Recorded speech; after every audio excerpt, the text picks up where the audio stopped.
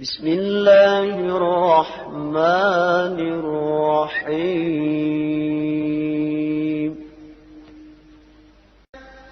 وكيف تأخذونه وقد أفضى بعضكم إلى بعض وأخذن منكم ميثاقا غليظا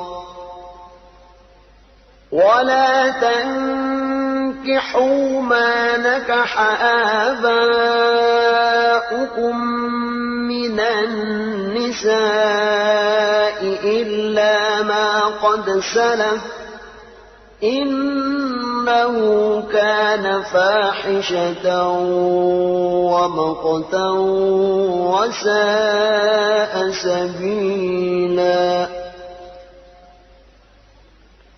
حرمت عليكم أمهاتكم وبناتكم وأخواتكم وعماتكم وخالاتكم وبنات الأخ وبنات الأخت وأمهاتكم اللاتي أرضعنكم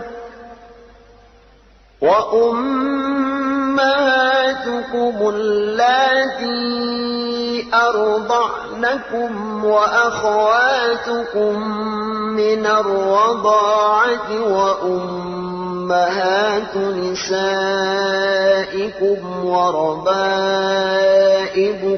اللاتي في حجوركم من نسائكم اللاتي دخلتم بهن فإن لم تكونوا دخلتم بهن فلا جناح عليكم وحلائل أبنائكم الذين من أصلابكم وأن تجمعوا بين الأختين إلا ما قد سلف إن الله كان غفورا رحيما والمحصنات من النساء إلا ما ملكت أيمانكم كتاب الله عليكم وأحل لكم ما وراء ذلكم أن تبتغوا بأموالكم محسنين غير مسافحين فما استمتعتم به منهن فآتوهن أجورهن فريضة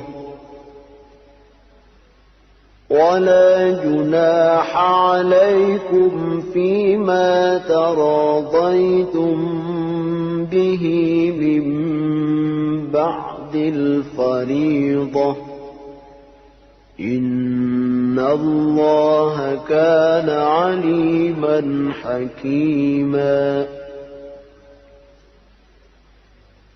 ومن لم يستطع منكم طولا أن ينكح المحصنات المؤمنات فمما ملكت أيمانكم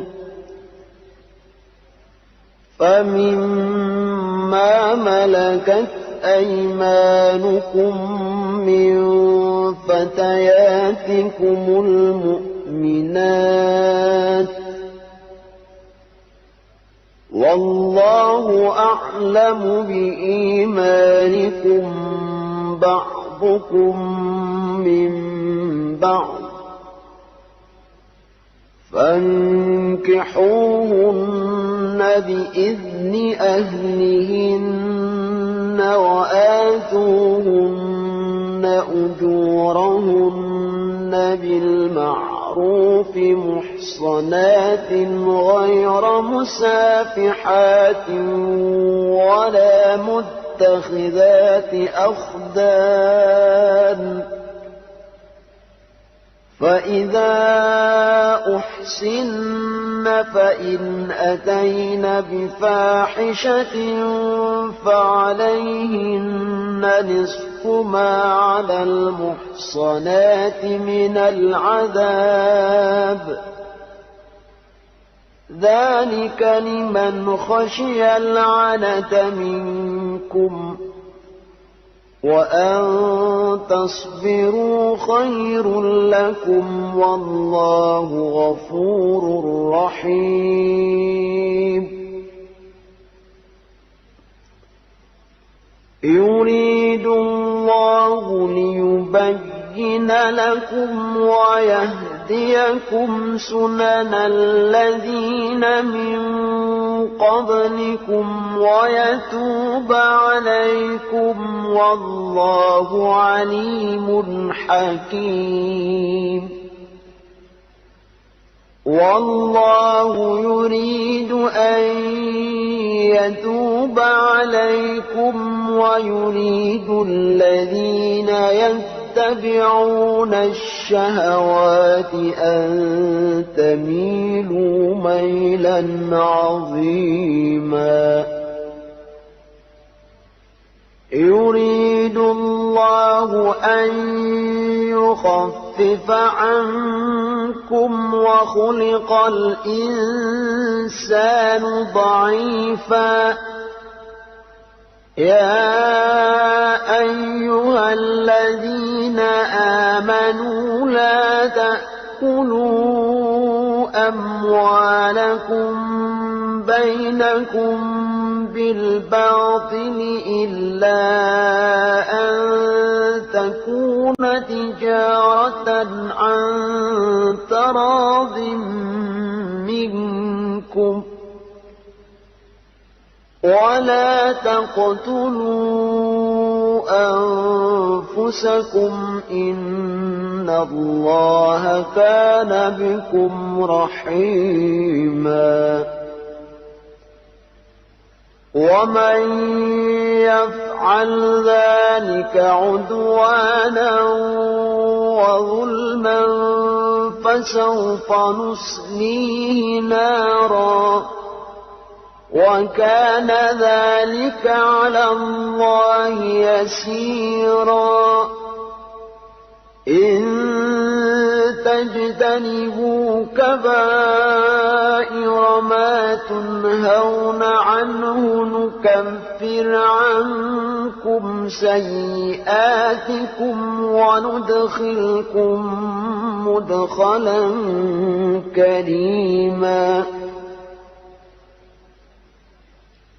ولا تتمنوا ما فضل الله به بعضكم على بعض للرجال نصيب مما اكتسبوا وللنساء نصيب مما اكتسبوا واسألوا الله من فضله إن الله كان بكل شيء عليما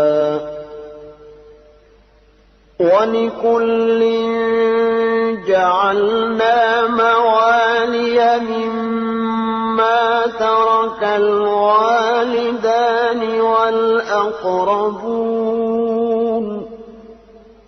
والذين عقدت أيمانكم فآتوهم نصيبهم إن الله كان على كل شيء شهيدا الرجال قوامون على النساء بما فضل الله بعضهم بعضهم على بعض وبما أنفقوا من أموالهم فالصالحات قانتات حافظات للغيب بما حفظ الله واللاتي تخافون نشوزهن فعظوهن واهجروهن في المضاجع واضربوهن فإن أطعنكم فلا تبغوا عليهن سبيلا إن الله كان عليا كبيرا وإن خفتم شقاق بينهما فابعثوا حكما من أهله وحكما من أهلها إن يريدا إصلاحا يوفق الله بينهما إن الله كان عليما خبيرا واعبدوا الله ولا تشركوا به شيئا وبالوالدين إحسانا وبذي القربى واليتامى والمساكين والجار ذي القربى والجار الجنب والصاحب بالجنب وابن السبيل وما ملكت أيمانكم إن الله لا يحب من كان مختالا فخورا الذين يبخلون ويأمرون الناس بالبخل ويكتمون ما آتاهم الله من فضله وأعتدنا للكافرين عذابا مهينا والذين ينفقون أموالهم رئاء الناس ولا يؤمنون بالله ولا باليوم الآخر ومن يكن الشيطان له قرينا فساء قرينا وماذا عليهم لو آمنوا بالله واليوم الآخر وأنفقوا مما رزقهم الله وكان الله بهم عليما.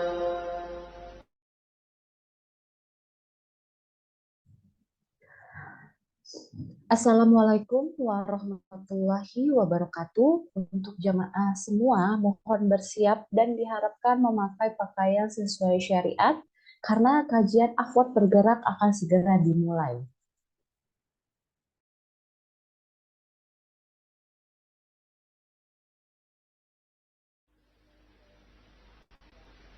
Bismillahirrahmanirrahim. وكيف تأخذونه وقد أفضى بعضكم إلى بعض وأخذن منكم ميثاقا غليظا ولا تنكحوا ما نكح آباؤكم من النساء إلا ما قد سلف إنه كان فاحشة ومقتا وساء سبيلا حرمت عليكم أمهاتكم وبناتكم وأخواتكم وعماتكم وخالاتكم وبنات الأخ وبنات الأخت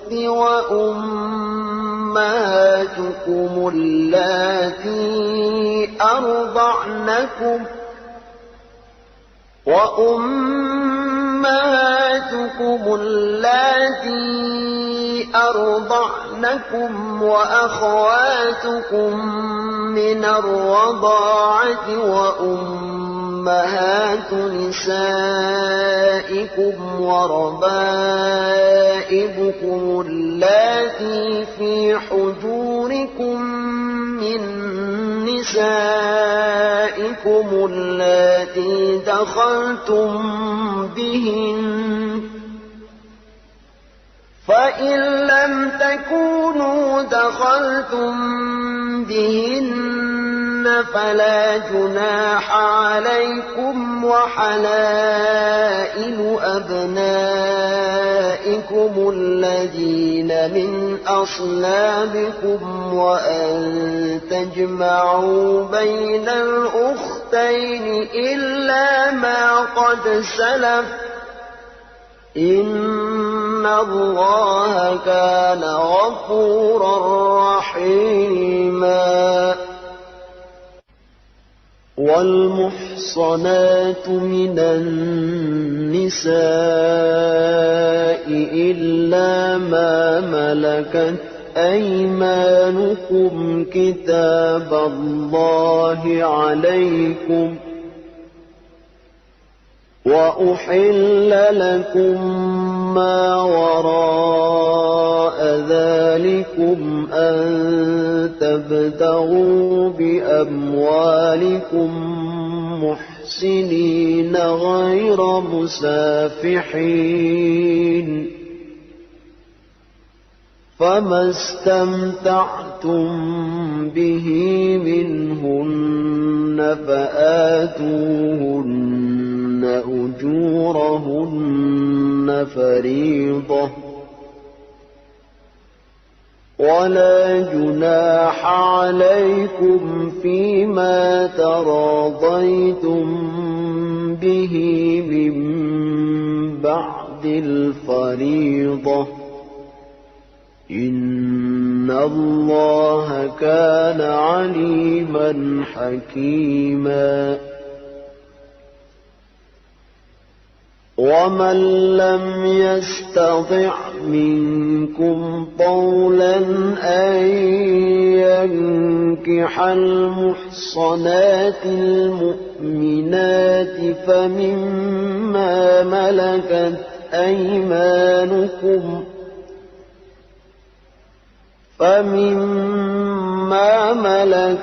أيمانكم من فتياتكم المؤمنات والله أعلم بإيمانكم بعضكم من بعض فانكحوهن بإذن أهلهن وآتوهن أجورهن بالمعروف محصنات غير مسافحات ولا متخذات أخدان فإذا أحسن فإن أتين بفاحشة فعليهن نصف ما على المحصنات من العذاب ذلك لمن خشي العنة منكم وأن تصبروا خير لكم والله غفور رحيم.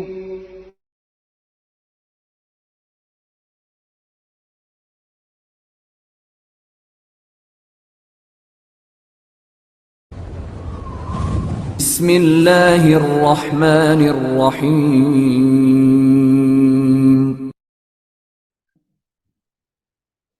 Bismillahirrahmanirrahim. Assalamualaikum warahmatullahi wabarakatuh.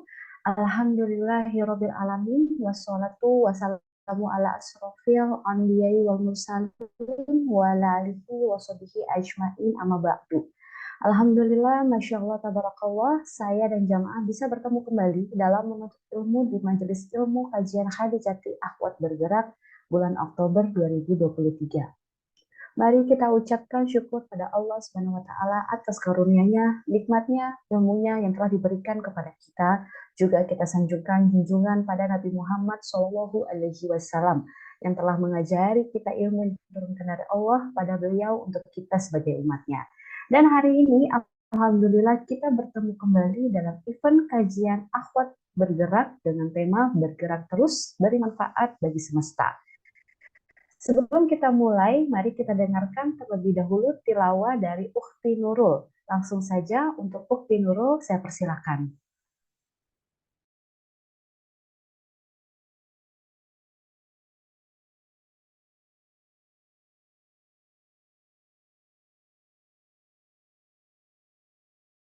Afwan, suaranya mic-nya masih ke mute. Assalamualaikum warahmatullahi wabarakatuh. Jazakillahu khairan Ukhti Diah. Baiklah, pada sore hari ini saya akan membaca surat An-Nisa ayat 36 dan 37. A'udzu billahi minasy syaithanir rajim. Bismillahirrahmanirrahim.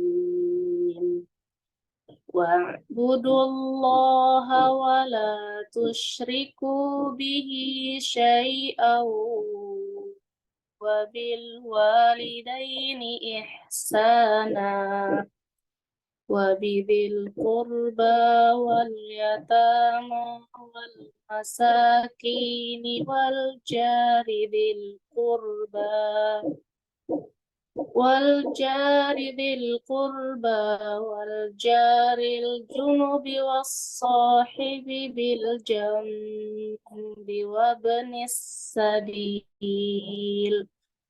وما ملكت أيمانكم إن الله لا يحب من كان مختالا فخورا الذين يبخلون ويأمرون الناس بالبخل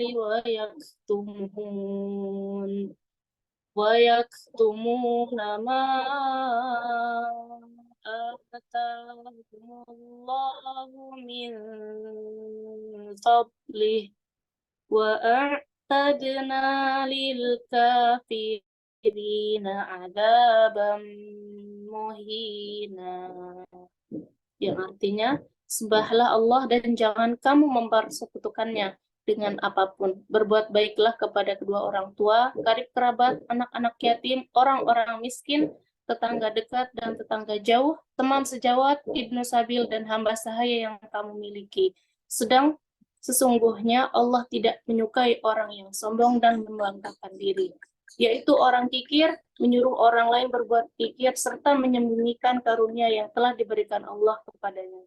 Kami telah menyediakan azab yang menghinakan untuk orang-orang kafir. Maha benar Allah dengan segala firman-Nya.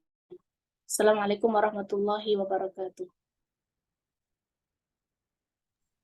Masya Allah, tabarakallah, jazakillah khair untuk Ukti Nurul yang telah membaca surat An-Nisa ayat 36. Semoga Allah Subhanahu wa taala senantiasa merahmati dan menyinari hati kita dengan ayat-ayatnya penuh hikmah. Setelah menyimak tilawah yang mendalam tadi, kami akan melanjutkan dengan sesi berikutnya, yaitu perkenalan profil dari Khadijati Foundation. Khadijati Foundation merupakan lembaga yang berbasis Islami dan bergerak di bidang sosial, kemanusiaan, dan mengusung misi dakwah juga pendidikan Al-Quran. Khadijati berikhtiar menjadi perantara kebaikan yang menyalurkan dana zakat, infak, sodako, dan wakaf bagi yang berhak menerimanya di Indonesia, Palestina, dan negeri-negeri dunia Islam lainnya yang membutuhkan.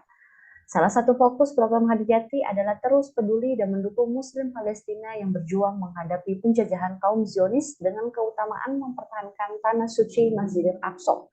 Khadijati Foundation diinisiasi oleh figur hijrah yang membaktikan diri menjadi aktivis dakwah dan kemanusiaan, juga seorang penulis Islami yang produktif, Hajah Khadijah Peggy Melati Sukma, SOSMH, dengan legalitas resmi lembaga bernama Yayasan Khadijati Amanati Indonesia.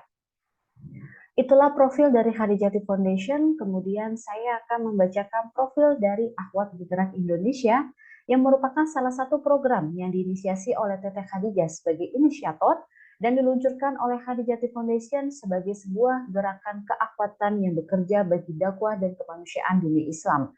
Dalam bingkai menguatkan ukhuwah dimulai dengan kota Jakarta, saat ini tersebar di 50 wilayah seluruh Indonesia, bergerak dengan berbagai programnya dan kontinu mendukung perjuangan Muslim Palestina mempertahankan Masjidil Aqsa. Untuk kenal lebih dekat dengan Akhwat Bergerak Indonesia, mari kita saksikan bersama video profil dari Akhwat Bergerak Indonesia.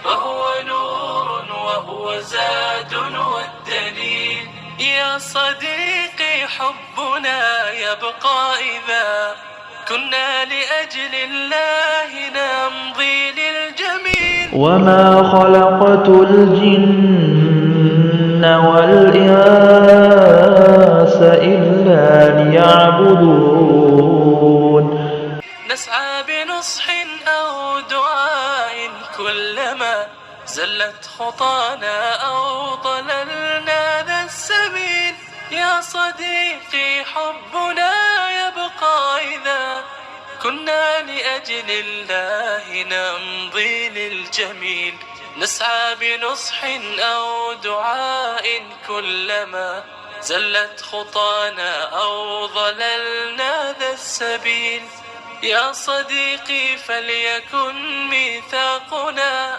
علما وزادا بيننا يحيي العليل أو بقرآن لنحفظ آيه أو بهدي المصطفى نعم الخليل أو بهدي المصطفى نعم الخليل يا صديقي دلني لله إني غايتي الفردوس والظل الظليل يا صديقي إننا بالله نحيا فهو نور وهو زاد والدليل يا صديقي دلني لله إني غايتي الفردوس والظل الظليل يا صديقي إننا بالله نحيا فهو نور وهو زاد والدليل إنا سنخسرها.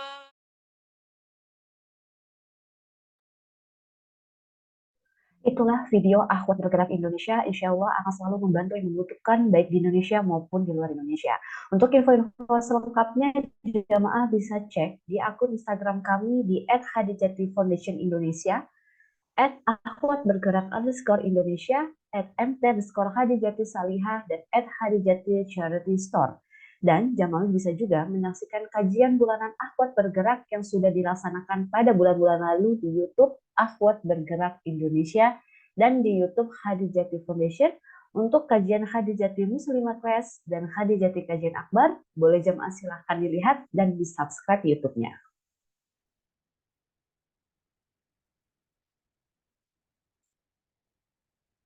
Baik, sebelum materi dimulai, saya akan membacakan profil dari narasumber kita hari ini, yaitu Ustazah Dewi Nur Aisyah, HKM, MSc, DIP, PhD, Doctoral Degree University College London, United Kingdom 2014 sampai 2018, Master Degree Imperial College London, United Kingdom 2011 sampai 2012, Bachelor Degree Universitas Indonesia 2006 sampai 2010, Working Experience, Honorary Lecture November 2022 hingga sekarang, Institute of Epidemiology and Healthcare, University College London, Head of Primary Care Tribe and Health Informatics Expert Oktober 2021 hingga sekarang, Digital Transformation Office Kementerian Kesehatan.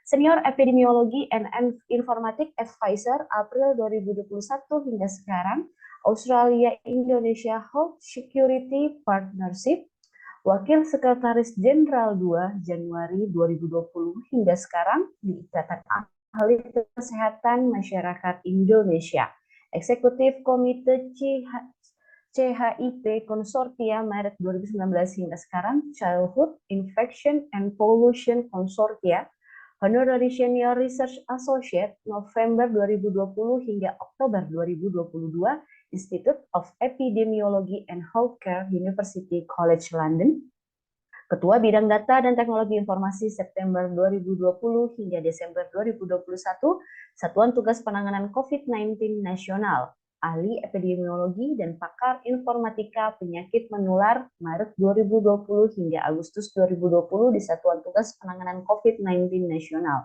One Health Workforce Project Team Leader Januari 2020 hingga September 2021, Indonesia One Health University Network, Senior Program Advisor Oktober 2019 hingga Maret 2021, One Health Laboratory Network.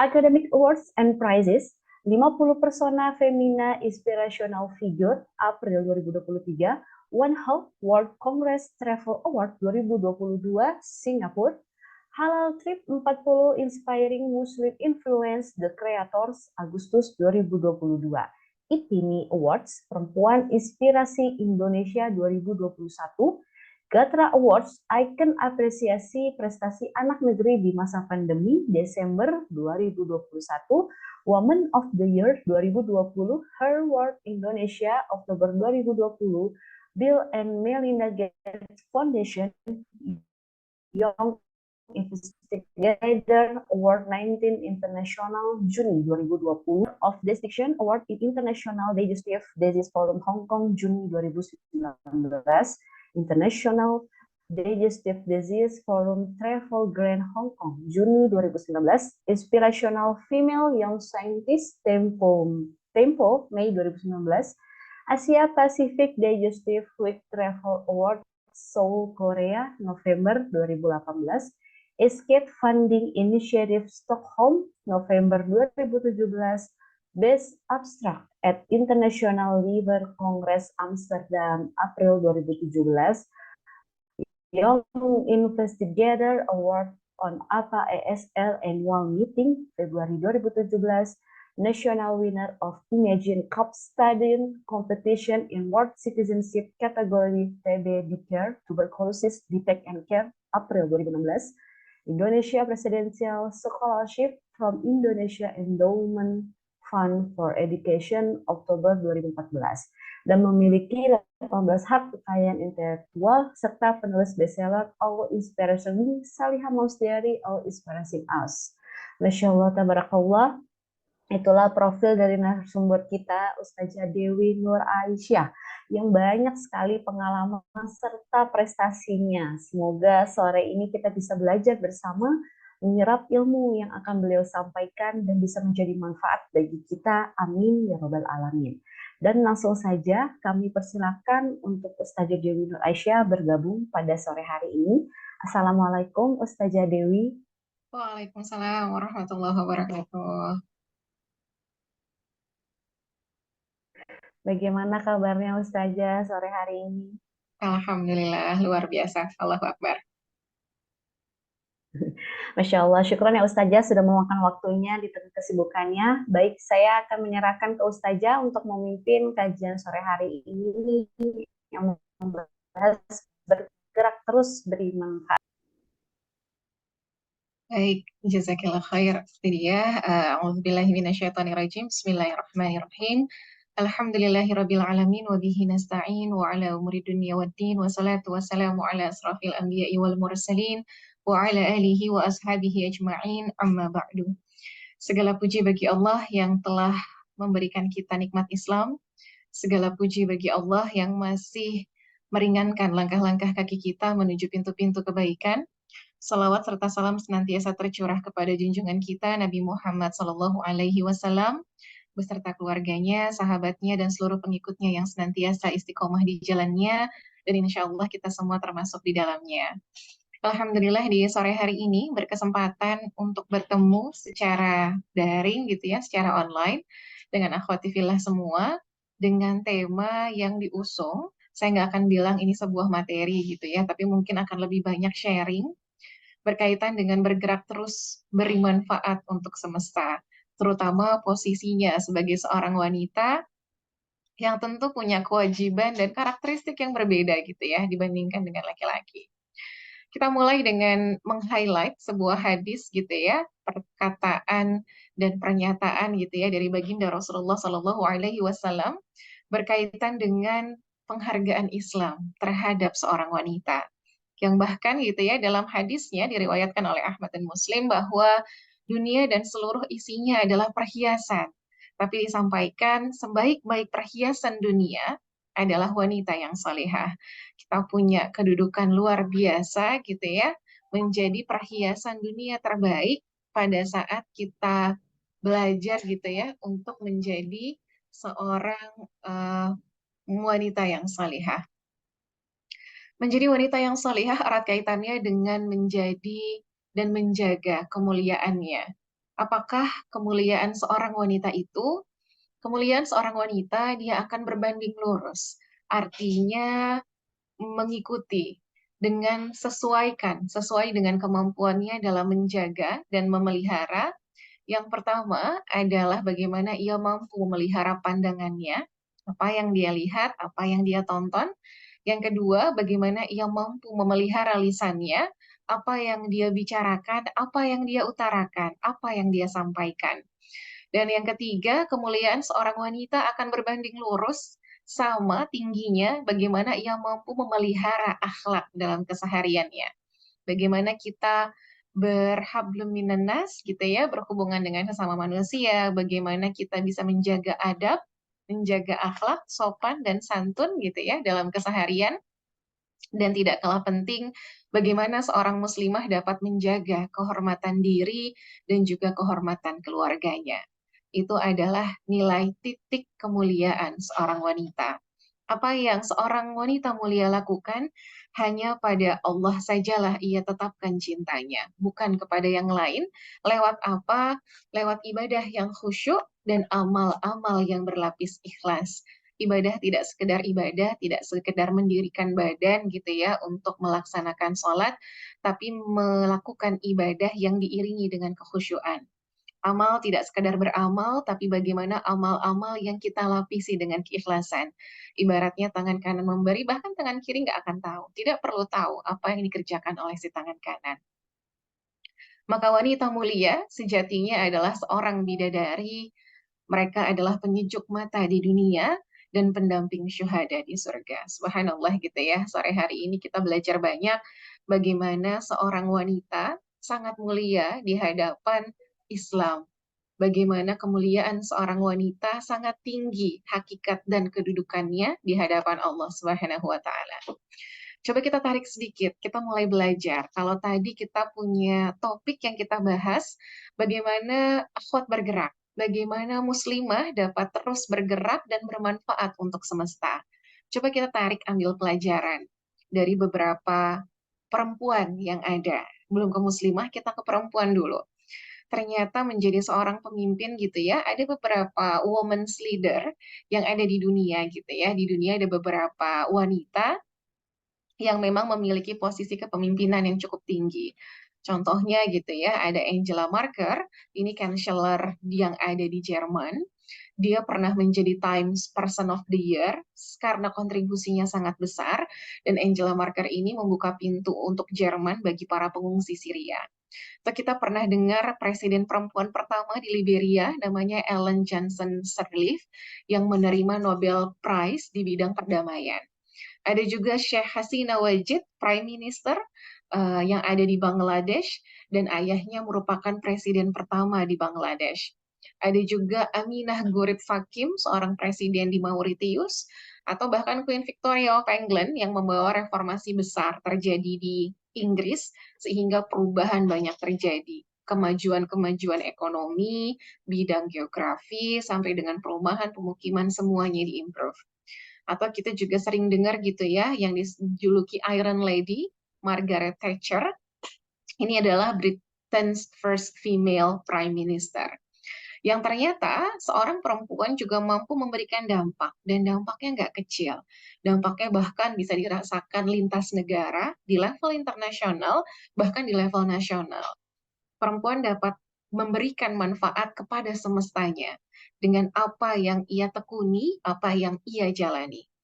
Coba kita tarik gitu ya kepada wanita-wanita yang berdaya, yang bisa kita ambil contohnya dari beberapa wanita-wanita muslimah yang ada dari zaman Nabi sampai dengan saat ini yang kekinian gitu ya. Semuanya sudah kenal Bunda Khadijah, nggak perlu dikenalkan lagi gitu ya.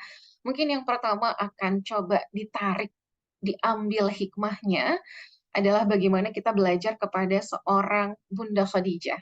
Seorang wanita yang sangat mandiri, berilmu, dermawan gitu ya, dan pedagang yang paling sukses, paling terkenal di Mekah.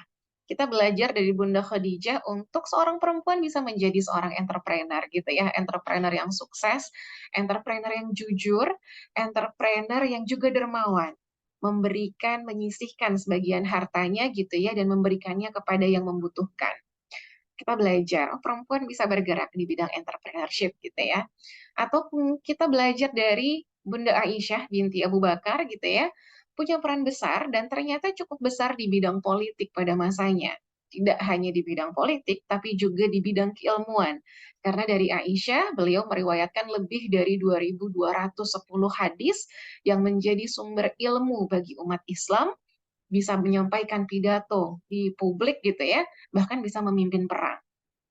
Kita belajar bahwa Islam tidak pernah membatasi peran seorang perempuan gitu ya. Bahkan banyak ternyata yang bisa kita kerjakan dan memberikan dampak untuk sekitar kita. Tadi entrepreneurship sudah, politik ada, keilmuan ada. Atau kita belajar lagi dari Rabia Al-Adawiyah, salah satu ulamanya muslimah, seorang penyair muslim sufi gitu ya, yang bahkan namanya masuk di buku yang ditulis oleh John Renard dalam Historical Dictionary of Sufism, di mana dia merupakan salah satu dari sedikit saja wanita yang secara konsisten gitu ya, selalu mendapatkan tempat dalam antologi hagiografi selama berabad-abad. Artinya apa? Bahkan di bidang sastra, seorang perempuan pun bisa memberikan manfaat di sana. Atau misalnya kita belajar dari Lubna dari Cordoba, bertanggung jawab seorang muslimah terkait dengan perpustakaan kerajaan yang ada di Istana Andalusia. Jadi sekretarisnya khalifah, juru tulis, ahli matematik, penyair, dan penulis kaligrafi. Kita suka belajar gitu ya, ternyata satu orang punya kelebihan dan kemampuan tidak hanya di satu bidang, bisa lebih dari satu bidang.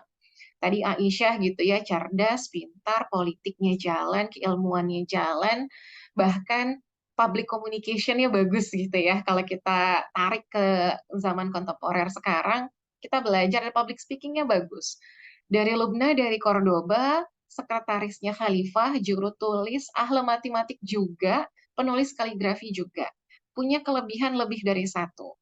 Atau kita coba belajar dari Al-Malika Al-Hurra Arwa Al-Sulaihi, seorang wanita pemberani, orangnya sangat mandiri, punya kecerdasan dan daya nalar yang luar biasa, dan sempat menjadi penguasa tunggal yang ada di Yaman. Yang akhirnya pada saat beliau berkuasa, ini ngebangun banyak banget sekolah dan berhasil meningkatkan perekonomian rakyatnya. Ini salah satu contoh leader. Al-Malika Al-Hurra ini adalah seorang pemimpin yang dengan kepemimpinannya, kepiawaiannya, kecerdasannya, ia membawa perubahan di wilayah yang ia pimpin. Ia tingkatkan pendidikan, ia tingkatkan perekonomian. Jadi luar biasa gitu ya, wanita-wanita berdaya yang bisa kita belajar bahkan dari zaman Rasulullah sampai dengan zaman-zaman kontemporer. Atau kita juga melihat ada 10 Muslim Women You Should Know. Ini ada sebuah buku, dicatat khusus spesial, nama yang masuk artinya punya kontribusi yang luar biasa, yang tidak sedikit sampai dengan namanya perlu dicatat dan kita belajar dari bibliografinya. Mungkin kalau ada teman-teman yang sudah pernah berkesempatan gitu ya, untuk berkunjung ke Maroko, di sana ada sebuah universitas yang didirikan ternyata oleh seorang muslimah. Dibangun pada saat abad ke-12 sampai sekarang masih berdiri dan masih digunakan dan menjadi salah satu UNESCO Heritage gitu ya, dilindungi karena luar biasa sekali. Banyak universitas tua tapi tidak banyak yang masih berfungsi sampai dengan hari ini. Fatimah Al-Fihri adalah contoh seorang muslimah punya kepemimpinan luar biasa, punya kecerdasan luar biasa, punya kecintaan terhadap ilmu. Sampai akhirnya dia mendirikan namanya Al-Qawarin University sejak abad ke-12 sampai dengan hari ini masih ada gitu ya dan masih berfungsi. Atau tadi contoh kepemimpinan yang lain, ada Sultan Razia, seorang muslimah menjadi sultan penguasa di Delhi, India gitu ya, selama 5 tahun. Jadi berkuasa memimpin perubahan-perubahan yang terjadi di wilayah tinggalnya. Ada Nana Asma'u, ini seorang putri di Nigeria yang menjadi pelopor penggerak untuk pendidikan bagi wanita di Afrika. Karena di Afrika juga punya pemahaman yang mungkin masih agak terbelakang pada saat itu bahwa perempuan punya hak yang berbeda dengan laki-laki. Dan Nana Asma'u ini memberikan dorongan, memberikan dobrakan gitu ya, bahwa pendidikan itu hak bagi siapapun, tidak terlepas apakah dia laki-laki atau perempuan, dan akhirnya banyak wanita-wanita di Afrika mulai banyak belajar, banyak sekolah menjadi insan-insan yang lebih berdaya. Atau ada yang terakhir Anosheh Ansori, ini keilmuannya agak unik gitu ya, menjadi seorang muslimah pertama yang pergi keluar angkasa, ini di tahun 2006. Bahkan sampai astronomi gitu ya, perempuan bisa berkiprah, bahkan di banyak hal. Bahkan bisa memberikan manfaat yang lebih besar dari apa yang pernah kita bayangkan. Kita belajar dari nama-nama yang tadi sudah disebutkan, ini hanya sedikit dari sebagian besar yang lain gitu ya. Bagaimana kita bisa belajar dari mereka bahwa dengan adanya keteguhan gitu ya, dengan adanya ketakwaan dan kedekatan kepada Allah, kita bisa bergerak, kita bisa terus memberikan manfaat. Maka highlight yang ingin saya sampaikan adalah yang pertama, ini bukan tentang zaman yang berputar. Itu kan zaman dulu, mereka keren karena mereka dekat sama Rasulullah. Itu kan zaman dulu, kondisinya beda kalau sekarang. Bukan. Ini bukan masalah tentang zaman yang berputar, namun seberapa tangguh, seberapa teguh kita mampu menggenggam ketakwaan. Dimanapun, mau di hari ini, tahun depan, 10 tahun lagi, 20 tahun lagi, lanjutkan estafet ketakwaan yang kita bawa. Dimanapun itu berada, jadilah insan yang berdaya, jadilah muslimah yang bisa terus bergerak memberikan manfaat untuk semesta. Maka kalau kita coba tarik balik gitu ya, kita tarik lagi apa sih peran utamanya seorang muslimah, jangan lepas dari 3 peran utama ini. Karena ini adalah pilar yang nggak boleh goyang. Pilar yang harus ada sebelum kita menjalankan bonus-bonus peran lainnya. Yang pertama, bergerak belajar terus untuk menjadi mar'atus salihah, wanita yang salihah, dan nggak pernah ada tanggal lulusnya. Jadi kita nggak pernah bisa bilang gitu ya, saya udah jadi wanita yang salihah umur 20 tahun. Kita nggak bisa bilang begitu. Ini adalah pembelajaran sepanjang hidup kita sampai akhir nanti, senantiasa belajar dan senantiasa konsistensi belajar menjadi seorang wanita yang salihah. Yang kedua, kalau tadi adalah mar'atus salihah, terlepas apapun kondisi kita, mau umur 20, 30, 40, 50, belajar terus menjadi seorang mar'atus salihah. Yang kedua adalah pada saat Allah pertemukan kita dengan pasangan hidup kita. Ada peran tambahan yang kedua, peran pilar yang kedua, yaitu zaujatul muti'ah. Bagaimana kita bisa menjadi seorang istri yang taat.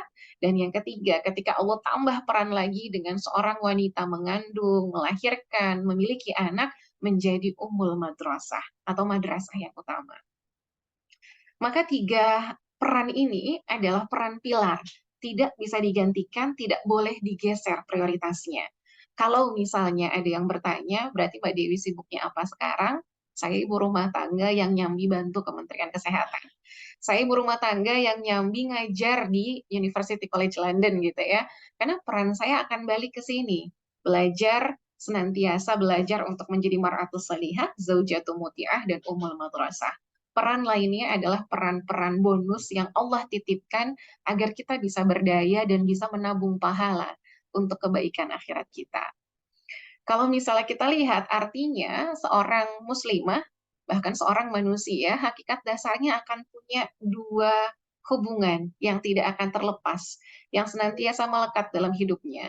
Yang pertama adalah hablum minallah, bagaimana hubungan dia dengan Allah, dan yang kedua adalah hablum minannas, bagaimana hubungan dia dengan sesama manusia. Kita mulai dari yang pertama. Hablum minallah akan tercipta pada saat kita faham, kita kenal siapakah diri kita. Yang terkadang sampai usia 20, 30, even 40 tahun banyak yang nggak nyadar. Saya lahir di dunia buat apa ya? Gitu. Apakah hanya sekadar meneruskan siklus hidup seorang manusia, lahir, besar, dewasa, belajar, kerja, punya anak gitu ya? Atau sebenarnya ada misi khusus yang kita punya. Maka penting bagi kita untuk tahu siapa identitas diri kita. Siapa saya, dari mana saya, untuk apa saya ada di dunia, dan saya mau kemana. Ini 3 pertanyaan terdengar mudah, terdengar sepele, tapi jawaban dari 3 pertanyaan ini yang akan menentukan gerak langkah kita ke depan. Yang akan menentukan hablum minallah kita, menentukan hablum minanas kita. Kita mulai dari yang pertama. Kalau ditanya siapa saya berasal dari mana, jawabannya sudah ada. Allah berikan di surat As-Sajdah ayat 7, 8, 9. Bahwa kita adalah ciptaannya Allah yang berasal dari tanah. Bahkan disampaikan dibuat dari saripati air yang hina, yang kemudian Allah sempurnakan. Allah tiupkan roh kepada ciptaannya, kemudian menambahkan kita pendengaran, penglihatan, dan hati. Tapi sedikit dari kita yang bersyukur. Ini yang pertama. Kita berasal dari tanah. Allah sempurnakan penciptaan kita. Allah tiupkan roh kita. Ada di surat As-Sajdah. Maka selanjutnya gitu ya, selanjutnya disampaikan juga di dalam Al-Qur'an dalam surat Al-Mu'minun ayat 12 sampai 14 atau surat Al-A'raf ayat 172 bahwa pada hakikatnya kita berasal dari tanah, kita berasal dari segumpal daging ditambah tulang belulang dibungkus lagi dengan daging sampai akhirnya berbentuk makhluk yang lain. Dan yang paling penting apa? Di Al-A'raf ayat 172 Allah sampaikan, Allah sudah mengambil kesaksian terhadap jiwa mereka, di mana kita sudah bersaksi bahwa Tuhan kita adalah Allah gitu ya. Keesaan Allah tidak bisa dipungkiri karena sudah diambil bahkan sebelum kita lahir. Ini yang pertama. Kemudian yang kedua, pertanyaan yang cukup penting, yang kadang kita pun mungkin nggak paham. Buat apa aku ada di dunia ini? Buat apa saya ada gitu ya? Padahal hintnya itu sudah Allah kasih di dalam Al-Quran gitu ya, utamanya di surat Az-Zariyat ayat 56 dan di surat Al-Baqarah ayat 30. Yang pertama, tujuan penciptaan manusia. Dan aku tidak menciptakan jin dan manusia kecuali untuk mengabdi kepadaku, untuk beribadah kepadaku. Artinya apa? Tugas kita ada. Allah ciptakan kita, nggak lain dan nggak bukan adalah untuk beribadah kepada Allah.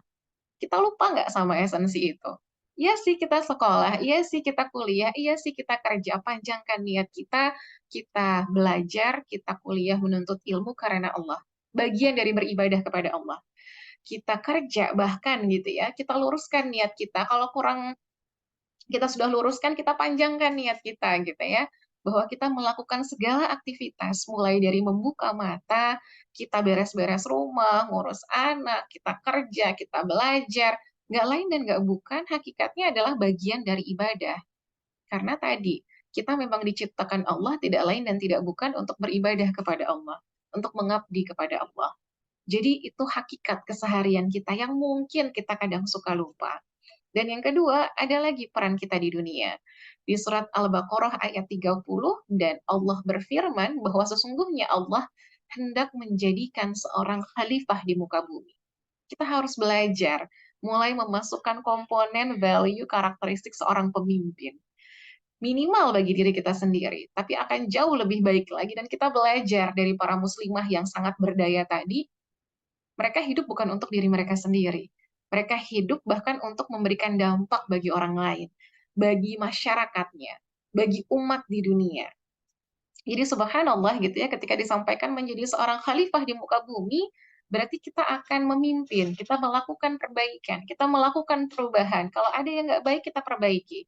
Kalau ada yang perlu dirubah, kita bantu ubah gitu ya. Jadi ini adalah esensi kenapa kita harus ada. Dan pertanyaan ketiga, pertanyaan lanjutannya, aku mau kemana? Dan ini juga sudah dijawab di dalam surat As-Sajdah, pilihannya cuma dua, ayat 19 atau ayat 20, nggak ada yang di tengah-tengah. Artinya apa? Kita lagi menuju kemana? Di ayat 19, Allah meng-highlight, adapun orang-orang yang beriman, semua akan dimulai dengan keimanan. Yang kedua, mereka mengerjakan amal-amal soleh. Jadi dua syaratnya, maka bagi mereka jannah, surga, sebagai tempat kediaman. Dan sebagai pahala terhadap apa-apa yang telah mereka kerjakan. Bagian dari ibadah yang tadi, Allah kasih balasannya, bentuknya surga. Tapi di ayat 20 Allah sampaikan, ada destinasi lain selain surga. Ternyata manusia di dunia itu berjalan, ada yang menuju surga, tapi ada juga yang bergerak menuju neraka. Yaitu siapa? Adapun orang-orang yang fasik, orang-orang yang kafir, tempat mereka adalah jahanam. Setiap kali mereka hendak keluar daripadanya, kembali lagi ke dalam, dan dikatakan kepada mereka, rasakanlah siksa neraka yang dahulu kamu mendustakannya. Jadi ini ibaratnya adalah the essence of life yang harus kita paham. Yang kalau kita nggak paham, mungkin kita akhirnya tidak terlalu peduli untuk membangun hubungan yang baik dengan Allah gitu ya, untuk membangun kebermanfaatan kepada lingkungan sekitar kita. Kenapa akhirnya penting? Karena kalau kita nggak sadar, kita nggak akan bisa sabar. Kalau kita nggak sadar bahwa hakikatnya kita adalah seorang hamba, kita nggak sadar bahwa hakikatnya kita adalah khalifah yang Allah utus ke dunia, kita nggak akan sabar menjalani ketaatan. Dikit-dikit capek, dikit-dikit males, dikit-dikit kesel gitu ya, dikit-dikit kecewa sama Allah. Kita nggak akan sabar untuk menjalani ketaatan, kita nggak sabar menjauhi kemaksiatan, bahkan kita nggak sabar pada saat Allah timpakan kita musibah dan ujian.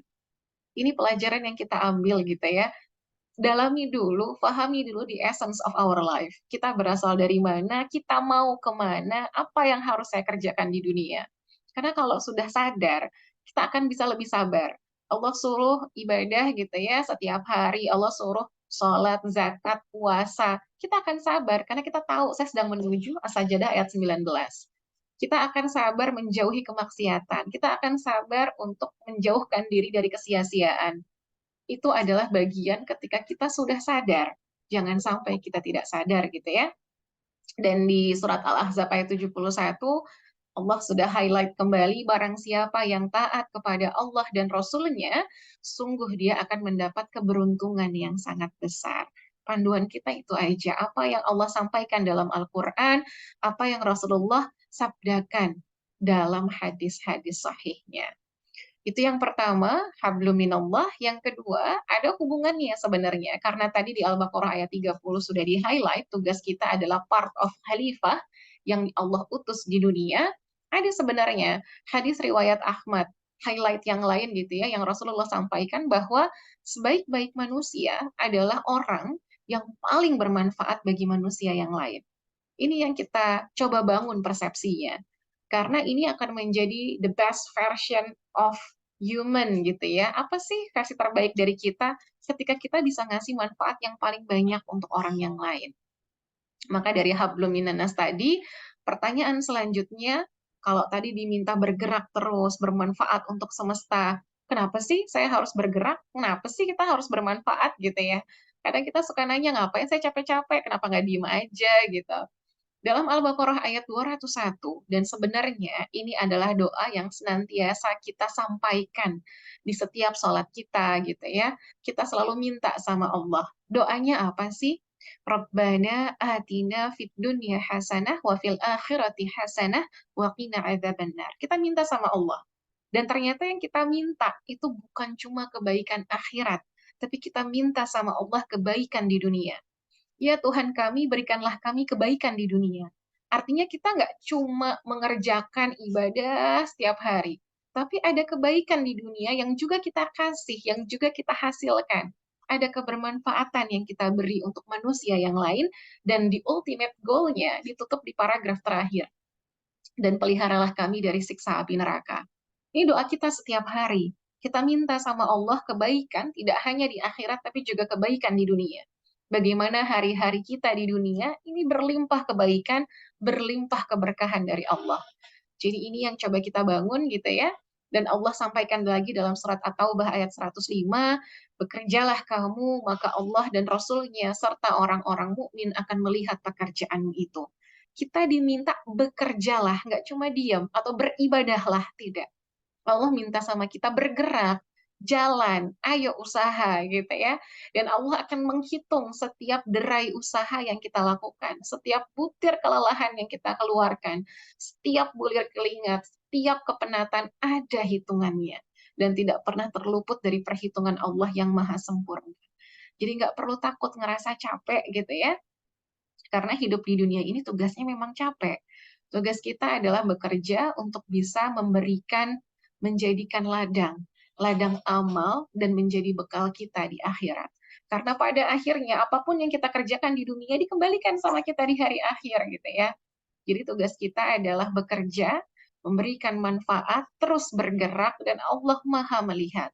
Mau kita bekerja terang-terangan, bekerja sembunyi-sembunyi, setiap lelah kita, tangis kita, capek kita ada yang menghitung dan tidak pernah sia-sia ketika kita niatkan apa yang kita kerjakan hanya tertuju kepada keridhaan Allah Subhanahu wa taala.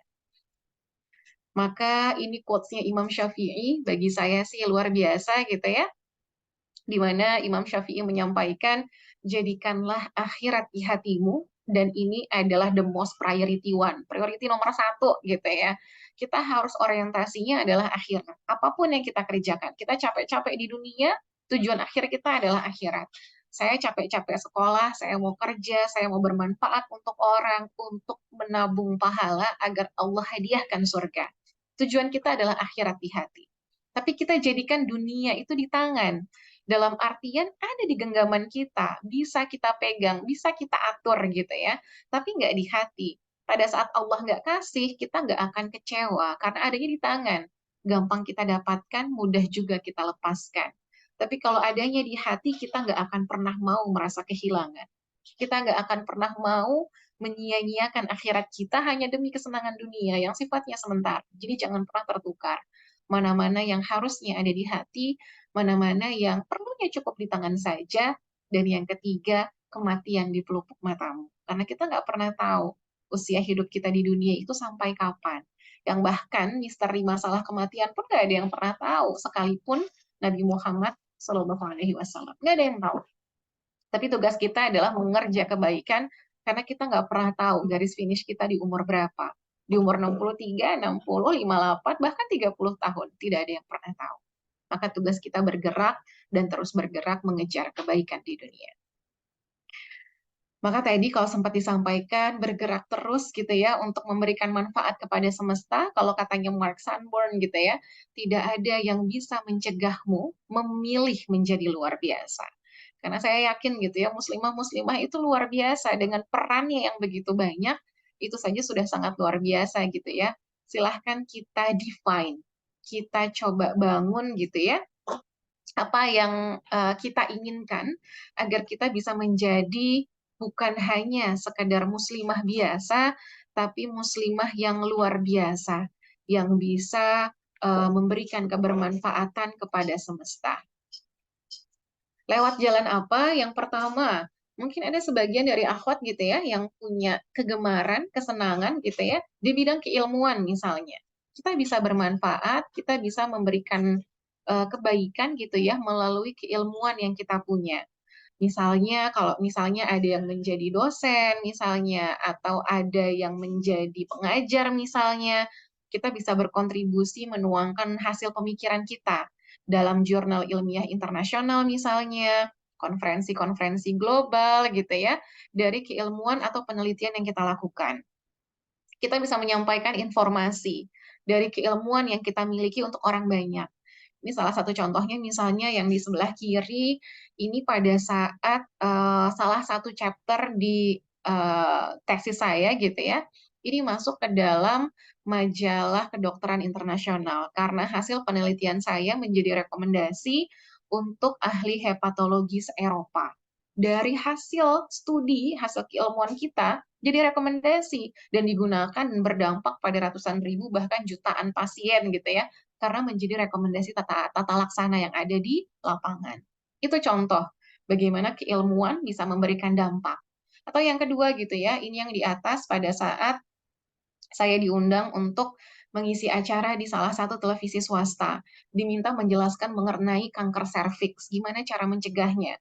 Atau paling mudah di zaman pandemi COVID kemarin lah ya, setiap Rabu menyampaikan update data, memberikan pemahaman, gimana caranya agar pandemi COVID-19 bisa terkontrol gitu ya. Kita melalui keilmuan yang kita punya. Nanti muslimah akan punya peran masing-masing. Ada yang keilmuannya di bidang ekonomi, ada yang di bidang pendidikan, ada yang di bidang kesehatan, silahkan maksimalkan keilmuan yang kita punya untuk bisa memberikan dampak kepada dunia yang jauh lebih luas. Atau tadi ada yang memang sukanya, Mbak, saya sukanya di belakang meja, saya sukanya di laboratorium, nggak suka ketemu orang, nggak apa-apa. Silahkan lakukan penelitian, mau di levelnya primer, sekunder, mau lab basah, mau lab kering, gimana caranya kita bisa memberikan kontribusi dan kebermanfaatan dari hasil yang kita teliti. Atau bahkan kalau kita lihat sekarang gitu ya, kita bisa di kondisi saat ini karena ada orang yang tidak pernah disebut namanya, sudah gagal ratusan kali di laboratorium untuk menciptakan vaksin COVID-19. Dan ini bisa jadi teman-teman menjadi salah satu gitu ya di antara orang-orang tersebut gitu. Berkutatnya di balik meja, di balik jas laboratorium, orang nggak pernah tahu, tapi ternyata apa yang kita kerjakan ngasih dampak melindungi sekian ratus juta miliar orang di dunia dari penyakit yang berbahaya. Atau misalnya tadi ada penelitian-penelitian internasional yang juga bisa memberikan dampak gitu ya. Ini beberapa contoh yang saya miliki, publikasi-publikasi yang juga bisa dijadikan referensi oleh dunia akademisi sampai dengan level internasional, hak kekayaan intelektual, karya tulisan. Kita juga bisa bermanfaat bahkan dengan sesederhana menulis gitu ya. Mau nulis buku, nulis bagian di koran, di majalah, di website, bahkan sesederhana menulis di blog atau di sosial media kita. Bahkan kalau zaman sekarang kayaknya sosial media bisa menjadi rujukan banyak orang gitu ya.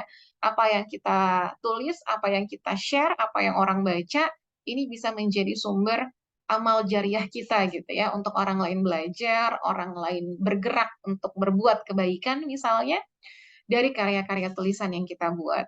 Atau kalau misalnya ada akhwat yang memang lebih cenderung, Mbak, saya sukanya ketemu masyarakat, saya nggak bisa duduk di belakang meja gitu ya. Silahkan bergerak, silahkan bermanfaat dengan kegiatan pengabdian masyarakat. Ini tadi subhanallah gitu ya, Khadijati Foundation dengan akhwat bergerak, terus turun ke lapangan. Ini tipikalnya berarti turun nih, suka turun ke lapangan, aktif di kegiatan sosial, hadir di tengah-tengah orang yang membutuhkan. Ini salah satu contohnya pada saat terjadi bencana gempa gitu ya, yang ada di Jogja misalnya, atau kegiatan-kegiatan bencana yang lain yang kita bantu. Ini contoh kegiatan pengabdian masyarakat, atau kita juga bisa bermanfaat dan bergerak misalnya dalam hal inovasi. Ini biasanya untuk orang-orang yang kreatif, yang suka ngulak-ngulik gimana caranya menyelesaikan permasalahan. Indonesia masih punya banyak PR, masih punya banyak permasalahan yang perlu diselesaikan. Dan gimana caranya kita bisa ngebawa perubahan gitu ya, dan juga perbaikan. Salah satu contohnya adalah ini pada saat salah satu hal yang coba saya bangun dengan teman-teman pada saat S1 di UI gitu ya. Kita ngebangun sebuah aplikasi pengingat minum obat untuk pasien tuberkulosis atau pasien TB gitu ya. Yang qadarullah ternyata dari 3.000 lebih proposal yang masuk ke Microsoft, ini masuk ke lomba prestisius internasional Imagine Cup Student Competition, ternyata proposal kita gitu ya masuk menjadi finalis 5 besar dan mewakili Indonesia menyampaikan idenya di Mesir pada saat itu. Pada saat itu yang kita pikirkan adalah gimana caranya kita bisa menciptakan teknologi menjadi jawaban dari permasalahan tuberkulosis yang ada di Indonesia, terutama untuk wilayah-wilayah yang tertinggal. Ini inovasi, salah satu contohnya. Masih berlanjut gitu ya, pada saat S3 saya ingin pulang ke Indonesia untuk bisa tidak hanya pulang membawa gelar, tapi apa yang bisa saya bawa pulang dan memberikan manfaat untuk masyarakat Indonesia. Dilanjutkan lagi penelitian lebih lanjut gitu ya. Ini pada saat dimuat di majalah Tempo, dan saya dengan teman-teman tim Garuda 45 kita mengembangkan apresiasi gitu ya, aplikasi untuk deteksi tuberkulosis menggunakan mobile phone dengan HP gitu ya. Kita bikin mikroskopnya, kita pakai AI, lebih canggih lagi lah ya intinya. Tapi lagi-lagi ini adalah bagian dari inovasi. Apa yang bisa kita bangun untuk menjadi jawaban, bisa menjadi solusi dari permasalahan yang ada di Indonesia.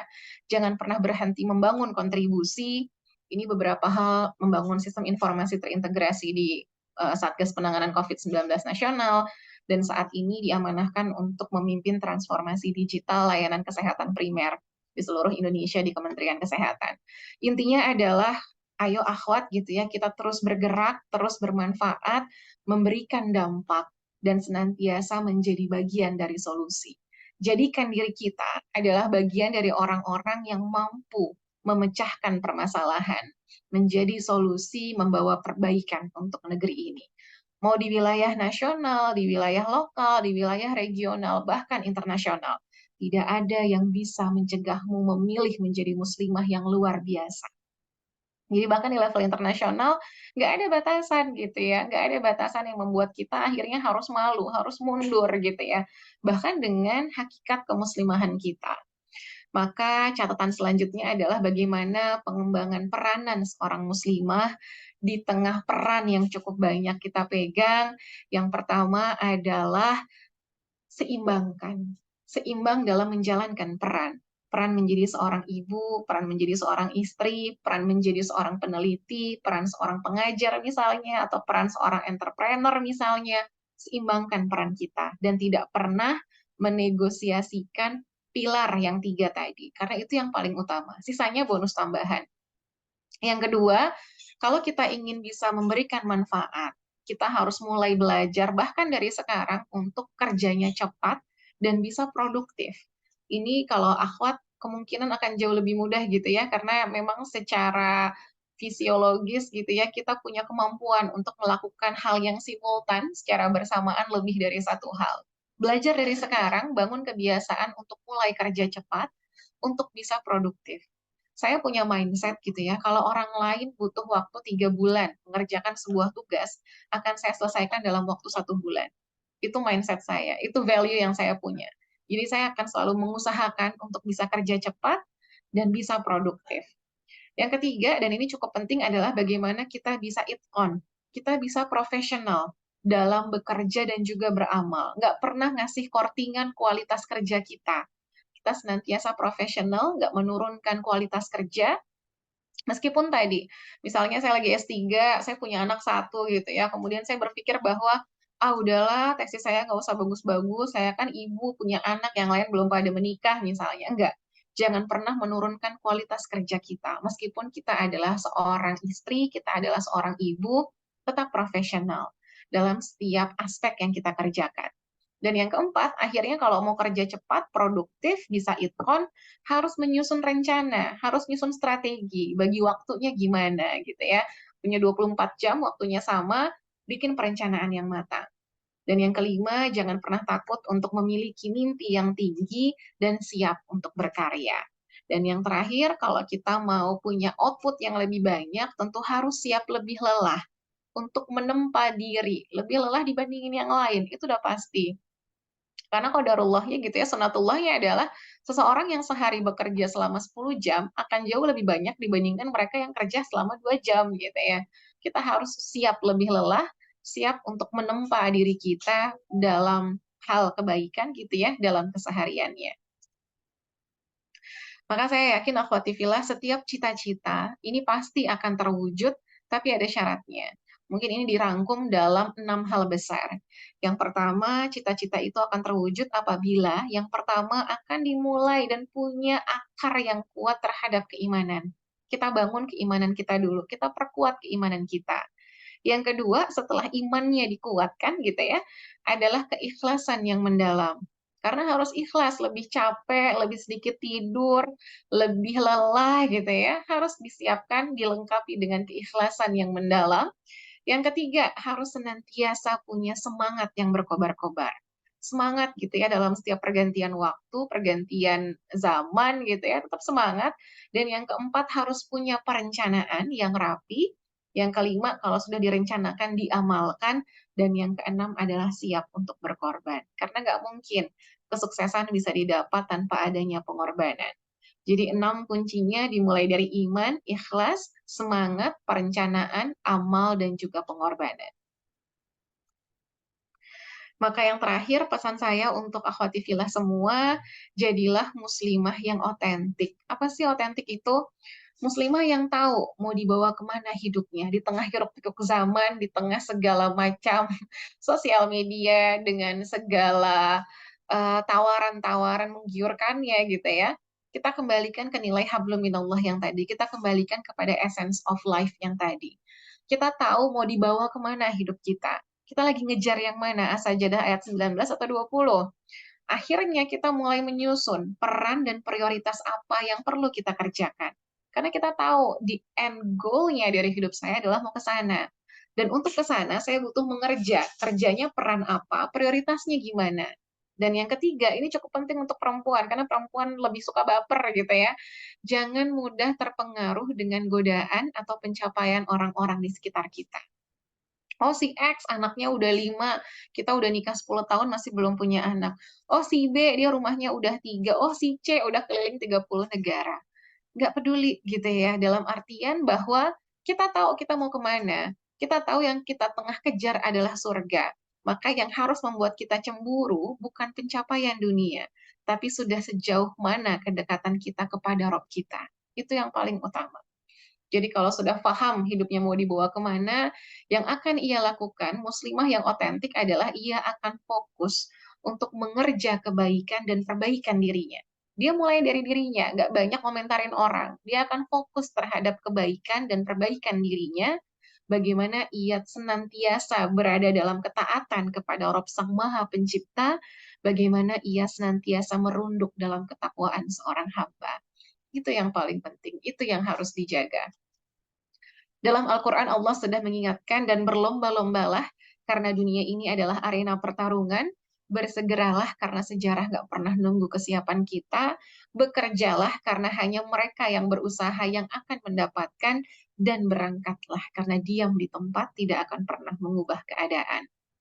Sebelum penutup, saya sampaikan kembali, maka berlombalah kita untuk menjadi hamba yang spesial di mata Rabb-nya, bukan di mata manusia. Yang harus kita pastikan adalah bagaimana hubungan kita dengan Allah gitu ya. Bagaimana kita menjadi hamba yang spesial di hadapan Allah, yang bersinar karena iman, yang mulia karena keikhlasan, yang menaiki anak tangga ketakwaan dengan perjuangan dan penuh kesabaran dalam menghadapi ujian. Karena sudah pasti kalau kita lagi menaiki anak tangga gitu ya, pengen naik kelas, akan ada banyak ujian yang hadir, akan ada banyak cobaan, ada begitu banyak tantangan. Maka pastikan hanya ketaatan dan juga ketakwaan yang akan menjadi sebaik-baik bekal. Terakhir, sebagai penutup dari saya, maka tersenyumlah wahai wanita yang mulia, karena hadirmu di dunia menjadi penyejuk mata, baktimu akan mengharumkan bangsa, lembut tanganmu membangun generasi mulia, jernih imanmu akan menghantarmu menjadi bidadari surga. Sekian dari saya, kurang lebihnya mohon maaf. Wassalamualaikum warahmatullahi wabarakatuh. Kembali kepada Mbak Dia.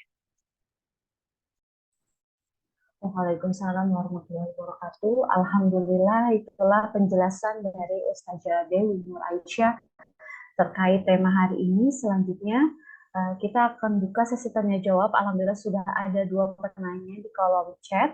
Tapi sebelum mulai bertanya jawab, izinkan saya sebentar Ustazah Dewi untuk menayangkan video dari saudara-saudara kita di Palestina yang terzolimi oleh Zionis. Karena sejak 7 Oktober 2023, pasukan pembebasan Palestina dari jalur Gaza melakukan serangan besar secara mendadak ke berbagai wilayah Palestina yang diduduki Zionis Israel dalam gerakan perlawanan yang disebut Operasi Badai Al-Aqsa. Serangan mengejutkan ini sebagai peringatan besar atas penistaan berulang kali oleh Zionis terhadap Masjidil Aqsa, serta kekejian demi kekejian dengan kebrutalan penjajahan selama lebih 75 tahun pada rakyat Palestina. Zionis merespon dengan mengirim serangan besar-besaran kepada jalur Gaza dan lebih 3.000 syahid dan 1.050-nya adalah anak-anak. Zionis kali ini amat sangat keterlaluan. Jet tempurnya jatuhkan bom ke rumah sakit Al-Ahli Gaza Timur. Rumah sakit pun dibom dan hampir 1.000 pasien, dokter, tenaga medis, pengungsi yang berlindung di rumah sakit semuanya meninggal seketika.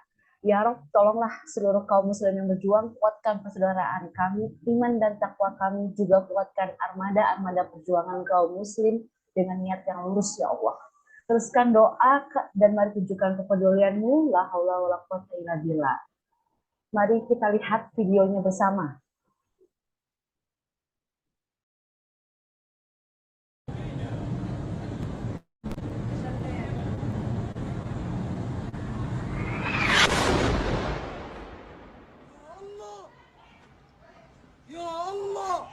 يا الله يا الله مستشفى انجليزي مستشفى انجليزي يا رب يا رب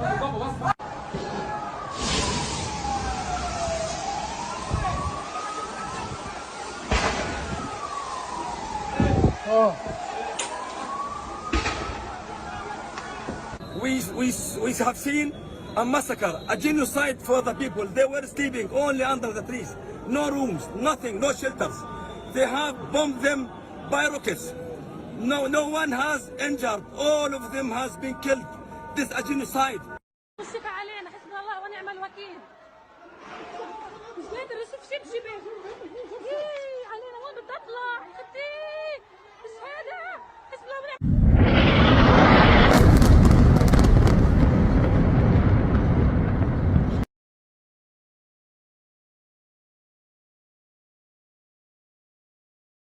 بسم الله الحمد لله الصلاة والسلام على رسول الله وعلى آله وصحبه أجمعين وبعد.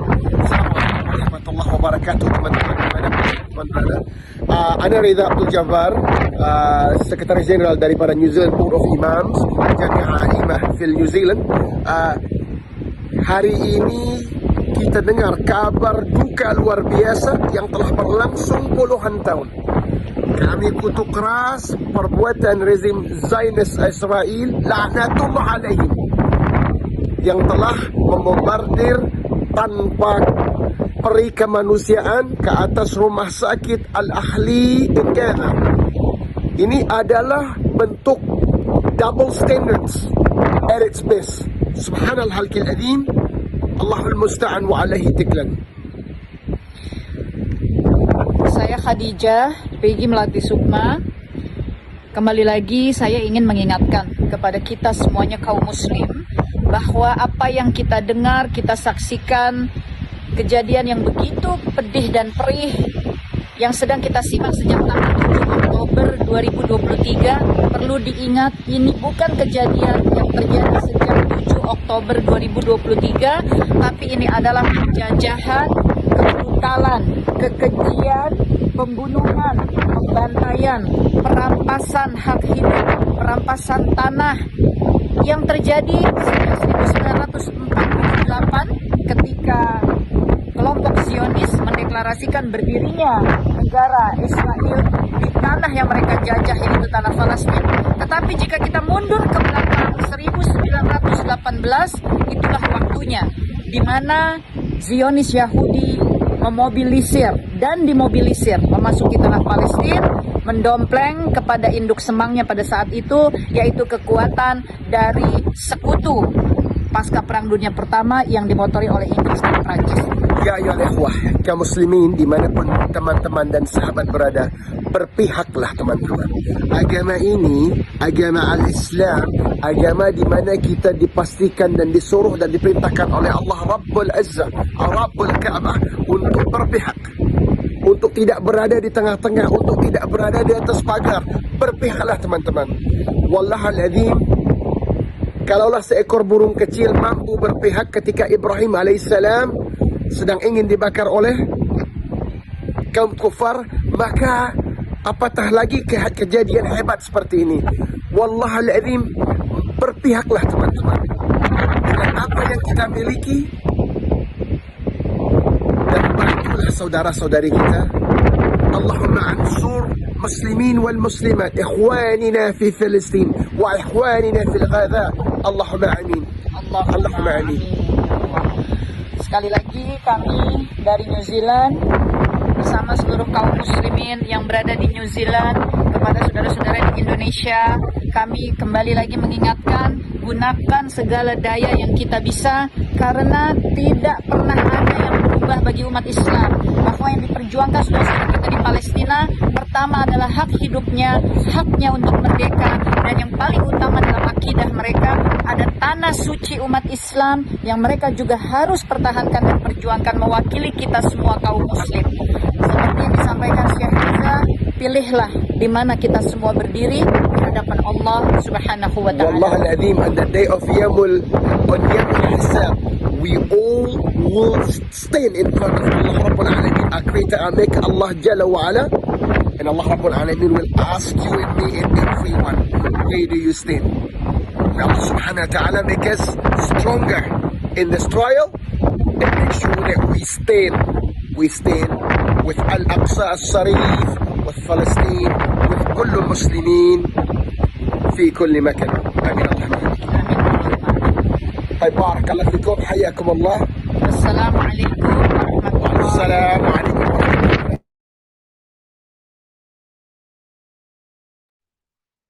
Kita sudah lihat baru saja video yang dialami oleh saudara kita di Palestina khususnya Gaza, dan juga dukungan dan keterangan dari Syekh dan juga TT atas serangan yang terjadi di jalur Gaza.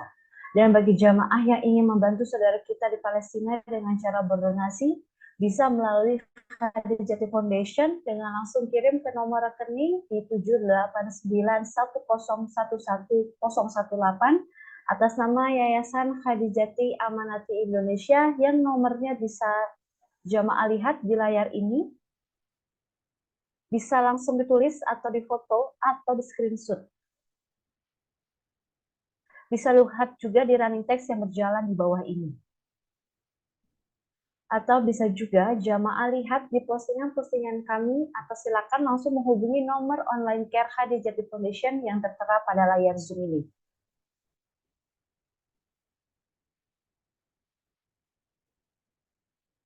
Berapapun donasi dari jamaah muslimah sekalian sangat berpengaruh pada saudara-saudara kita yang membutuhkan di Palestina, dan insya Allah dibalas kebaikan jamaah oleh Allah Subhanahu wa taala. Amin ya rabbal alamin. Dan kita akan lanjut dengan tanya jawab yang sudah disiapkan oleh jamaah yang hadir hari ini. Alhamdulillah sudah masuk 2 pertanyaan via kolom chat. Saya akan membacakan terlebih dahulu pertanyaan pertama yang masuk dari Ukhti Sarah. Assalamualaikum. Saya mau tanya, saya seorang calon ibu dari gadis, aku sudah terbiasa bekerja. Setelah hamil, aku resign, coba diskusi dengan suami ingin kerja lagi kayak dulu, untuk bisa kerja dari kantor, karena merasa senang ketika komunikasi banyak orang, karena passion banget sama kerjaan. Lalu suami nggak ngizinin buat kerja lagi di kantor, kalau dari rumah tidak apa-apa. Apakah nanti ketika anak sudah besar, bisa kembali lagi bekerja dari kantor, walaupun suami lebih menyarankan dari rumah? Satu sisi ingin nurut sama suami, satu sisi masih pengen kerja dari kantor. Nah, Ustazah Dwi bisa menjawab terlebih dahulu pertanyaan pertama. Sepertinya untuk Sarah ini butuh masukan ya tentang pilihannya untuk bekerja dan menjadi seorang ibu di rumah. Baik, terima kasih banyak untuk pertanyaannya kepada Sarah ya, pertanyaannya. Jadi mungkin yang pertama, akhwati fillah, nanti ini kuncinya ada di satu kata, yaitu komunikasi. Ini yang paling penting gitu ya, terutama kalau sudah menikah, sudah memiliki anak. Akan jauh lebih baik lagi sebenarnya kalau misalnya akhwati fillah ini belum menikah. Pada saat belum menikah, pada saat mencari pasangan, ini sudah mulai didiskusikan. Setiap siapapun gitu ya yang datang melamar, sampaikan kondisinya apa gitu misalnya. Jadi nggak akan ada perdebatan terutama. Jadi lebih mudah memahami apa sih yang diharapkan pada saat membangun rumah tangga. Sebisa mungkin pada saat perkenalan, ta'aruf gitu ya, disampaikan. Dulu salah satu sebagai contoh gitu ya, yang saya sampaikan kepada siapapun yang datang melamar gitu ya, saya bilang bahwa saya nggak punya syarat macam-macam. Saya nggak minta harus sudah punya pekerjaan mapan misalnya, atau harus sudah punya rumah gitu ya. Saya cuma bilang, saya mau sekolah setinggi-tingginya, saya mau bermanfaat seluas-luasnya. Itu aja yang saya sampaikan kepada siapapun calon yang hadir gitu ya. Artinya apa? Saya mau sekolah gitu, bahkan sebisa mungkin sampai S3 gitu, untuk belajar menimba ilmu setinggi-tingginya, bermanfaat seluas-luasnya. Kalau ternyata kondisinya sudah menikah gitu ya, dan ternyata hal ini belum pernah didiskusikan sebelumnya, maka luangkan waktu untuk berkomunikasi. Ada beberapa hal yang menjadi contoh gitu ya, saya dulu dinasihati oleh seorang profesor yang saya kenal. Dan ini saya mau ngasih lihat beberapa contoh kondisi gitu ya, dan ini beda-beda. Ada seorang akhwat yang memang punya kesibukan luar biasa gitu ya, dia emang aktif gitu, bekerja, kegiatan A, B, C, D dikerjakan. Pada saat sudah menikah gitu ya, menikah dengan laki-laki gitu ya, ada yang laki-lakinya S3, dia ikut S2, akhirnya dia selesai dari US dalam kondisi pulang-pulang membawa gelar tambahan misalnya. Atau ada juga kondisi yang kedua, bahkan kondisi profesor saya adalah dia punya kesepakatan dengan istrinya. Istrinya baru boleh lanjut sekolah kalau misalnya anaknya sudah berusia 10 tahun.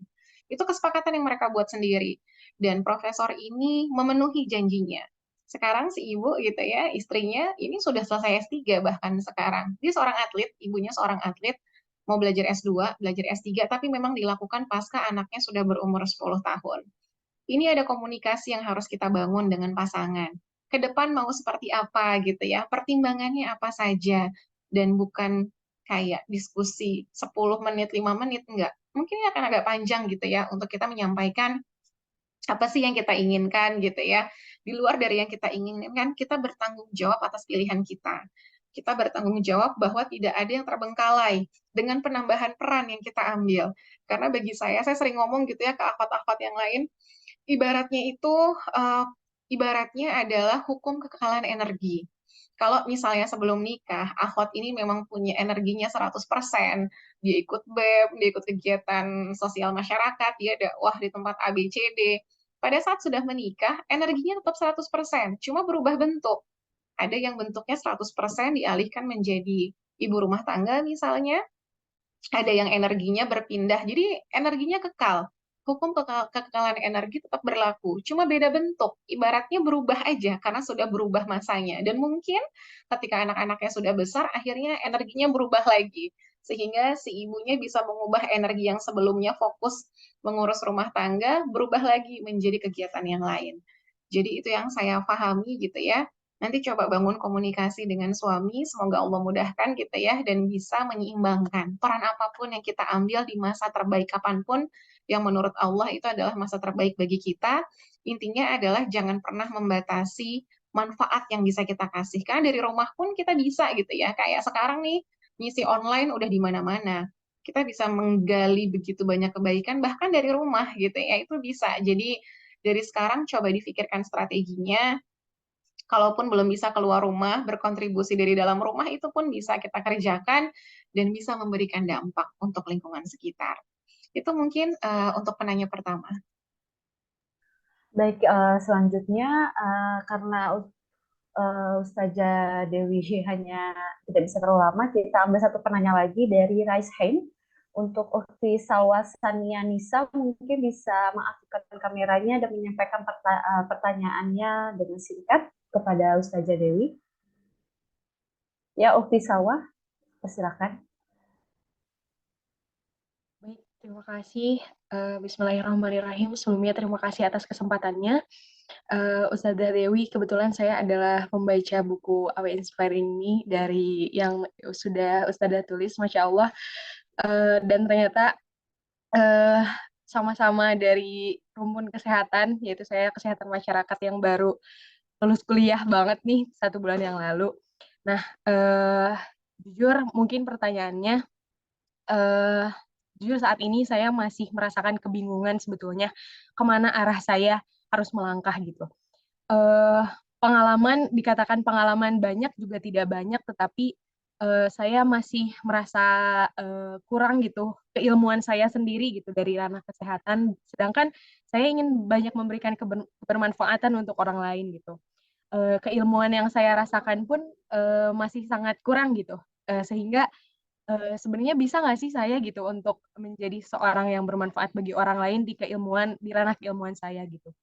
Eh, nah, pertanyaannya, dulu itu saya seorang yang cukup dikatakan bisa bersemangat gitu dan punya ambisi terkait mimpi-mimpi saya. Tetapi ketika udah lulus, karena saya ngerasa kekurangan ilmu itu, ngerasa hopeless gitu dengan mimpi-mimpi tersebut gitu. Nah, sehingga kiranya apakah ada saran dan juga masukan gitu yang bisa disampaikan oleh Ustazah Dewi? Mungkin kurang lebih seperti itu. Terima kasih. Baik. Langsung saya jawab aja kali ya, Lydia. Iya, Terima silakan kasih banyak Ustazah Dewi. pertanyaannya untuk Salwa. Alhamdulillah sudah lulus kuliah, barakallahu fiik. Mungkin yang sekarang gitu ya, ini sering terjadi gitu ya, bahkan bukan cuma anak yang pasca kampus gitu ya, yang udah bingung S1 kayaknya aktif banget, abis ini mau kemana gitu ya. Bahkan anak-anak yang sudah di usia 25 tahun, 26, kadang suka bertanya lagi gitu, kita mau kemana sih? Saya mau bawa kemana nih gitu ya. Ibaratnya seperti quarter life crisis gitu ya, bimbang mau kemana. Nanti mungkin salah satu hal yang bisa saya sampaikan adalah, kan tadi sudah baca buku Awe Inspiring Me gitu ya, salah satu yang membuat kita mulai menjejak adalah perencanaan. Kita coba bangun perencanaan dulu gitu ya, kita mau kemana, habis lulus mau ngapain. Kalaupun kita bimbang, dan pasti ada kebingungan karena diterima kerja belum gitu ya, mau lanjut sekolah belum masanya, daftar beasiswa belum mulai, misalnya gitu ya. Yang bisa dilakukan saran saya adalah silahkan ketuk semua pintu, lakukan semua ikhtiar, lakukan semua usaha, dan biarkan Allah yang akan membukakan pintu terbaiknya. Kita akan kemana nih? Misalnya kita bingung, ini saya habis kuliah, mau lanjut S2 kah, mau kerja kah, kerja pun ada 3 tempat pilihan misalnya, udah daftar aja semuanya. Di perusahaan A, di tempat B, perusahaan C, termasuk pada saat kita ngedaftar beasiswa misalnya, daftar sekolah lagi, atau ternyata ada proses ikhwan yang ngelamar, ya udah dijalanin dulu aja gitu kan. Ketuk semua pintu yang ada, lalu biarkan Allah menyapa dengan skenario terbaiknya. Dengan hal yang terbaik menurut Allah itu apa? Karena nanti kita akan tahu, oh kita nggak bisa di sini, nggak bisa di sini, nggak bisa di sini. Ternyata Allah nyuruh yang ini gitu ya. Dulu saya pengen habis lulus S1, langsung berangkat S2. Ternyata Allah bilang, enggak sekarang. Justru saya akhirnya kerja gitu ya.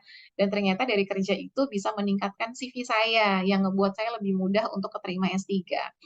Intinya akan selalu ada hikmah di balik kebaikan apapun yang Allah sampaikan kepada kita. Kuncinya adalah kita melibatkan Allah dalam setiap keputusan yang kita ambil. Itu yang paling penting. Sertakan Allah dalam niatan kita, sertakan Allah dalam setiap pilihan-pilihan hidup kita. Nanti biar Allah mudahkan gitu ya, berikan kemudahan dalam setiap liku perjalanannya. Jadi silahkan ketuk gitu ya semua pintu yang ada. Gimana kalau dulu ngerasa ambi banget, punya mimpi banyak, tapi sekarang kok kayak terpentok dengan realita misalnya. Ini sindrom yang lain yang sering dialami terutama pasca kampus gitu ya. Jadi intinya adalah kalau kita punya life plan itu dinamis, dia nggak statis. Kita boleh punya mimpi, saya pengen umur sekian sudah S2, saya pengen usia sekian sudah berangkat umroh, berangkatin orang tua saya haji misalnya. Tapi it is a very dynamic book dan dia adalah living document yang bisa berubah kapan aja. Karena dengan adanya belajar kita jadi lebih paham.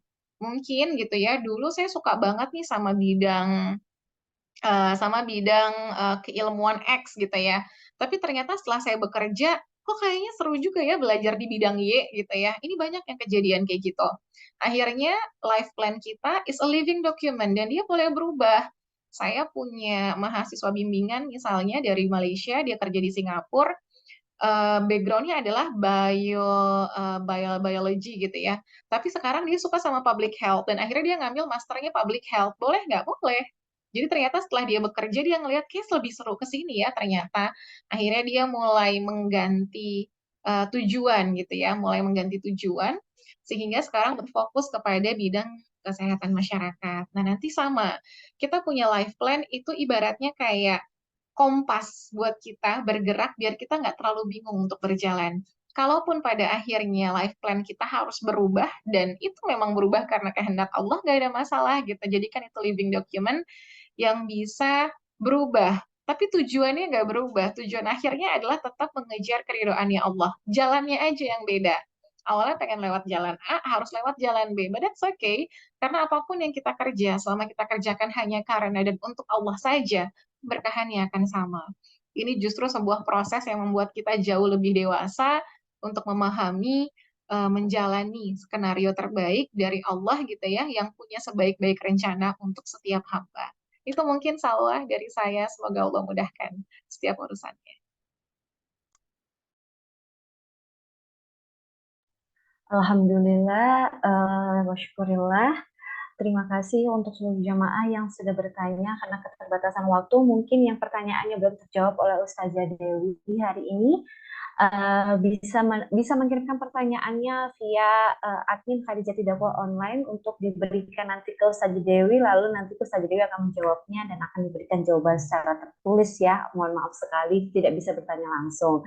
Alhamdulillah wa syukurillah. Kajian hari ini bersama Ustazah Dewi yang membahas mengenai bergerak terus beri manfaat bagi semesta yang diilhami oleh hubungan yang kuat dengan Allah sebagai kunci untuk menciptakan perubahan positif dalam dunia ini dan secara keseluruhan dalam Islam bukan hanya sekedar fenomena alam semesta, tetapi juga merupakan wahana untuk mengaktualisasikan nilai-nilai agama dalam kehidupan sehari-hari, menjaga alam semesta, dan memberikan manfaat yang berkelanjutan bagi seluruh ciptaan Allah. Jazakumullah khair kepada seluruh jamaah yang telah bertanya. Semoga jawaban-jawaban yang sudah disampaikan oleh Ustazah Dewi dapat memberikan manfaat bagi pemahaman kita semua, dan semoga semua jamaah yang menyaksikan kajian hari ini hingga dengan selesai mendapatkan ilmu-ilmu bermanfaat yang bisa diterapkan dalam kehidupan sehari-hari pada keluarga dan diri sendiri. Amin ya rabbal alamin. Selanjutnya kita akan ada sesi foto bersama dengan Ustazah Dewi Nur Aisyah. Mohon untuk seluruh jamaah mengaktifkan kameranya dan menggunakan pakaian sesuai syariat. Saya akan mulai hitung. Di sini ada 3 slide. Saya mulai hitung dari 1, 2, 3. Slide selanjutnya 1, 2, 3. Dan slide terakhir 1, 2, 3. Syukron, jazakillah khair Ustazah Dewi dan seluruh jamaah. Sebelum kita tutup kajian, apakah ada yang ingin disampaikan lagi oleh Ustazah Dewi untuk jamaah-jamaah yang hadir dalam Zoom sore hari ini? Masya Allah, kayaknya sudah banyak gitu ya. Mungkin terakhir sebagai penutup, sekaligus merangkum gitu ya dari topik bergerak terus bermanfaat untuk semesta. Semoga Allah mudahkan kita dalam setiap urusan hidup kita, dalam fase kehidupan manapun, yang belum menikah, yang sudah menikah, sudah punya anak, belum punya anak gitu ya. Semoga Allah berikan kemudahan, Allah limpahkan keberkahan, menjadikan kita insan yang berdaya gitu ya, muslimah yang bisa terus bergerak memberikan manfaat untuk semesta. Saya mohon maaf kalau misalnya ada kekurangan dalam menyampaikan. Semoga sedikit yang disampaikan bisa memberikan kebermanfaatan kepada seluruh peserta yang hadir. Jazakumullah khair untuk panitia atas kerja kerasnya untuk acara di sore hari ini. Jazakumullah khair. Ya, wahiyaki Ustazah Dewi, dan semoga kajian hari ini kita juga bisa mendapatkan ilmu yang berkah, bermanfaat, menjalankan kegiatan tanpa melupakan kewajiban dari Allah Subhanahu wa taala, dan kami juga mengucapkan jazakumullah khair untuk seluruh tim Akhwat Bergerak Indonesia yang bergabung. Semoga kita dimudahkan dalam berdakwah, menyampaikan hal yang benar, serta kami harap semua yang sudah bergabung di sini bisa selalu hadir dalam kajian-kajian atau event-event Khadijah Foundation, karena akan banyak sekali narasumber dan pembahasan yang insya Allah membawa kita pada kebaikan. Amin ya rabbal alamin. Kami juga mohon maaf jika selama kajian ini berlangsung ada kekurangan atau kesalahan dari kami. Mari kita bersama tutup kajian bulanan Akhwat Bergerak Indonesia bulan ini dengan istighfar 3 kali dan dilanjutkan dengan doa kafaratul majlis. Astagfirullahaladzim, astagfirullahaladzim, astagfirullahaladzim. Subhanallahumma wa bihamdika asyhadu an la ilaha anta astaghfiruka wa atubu ilaik.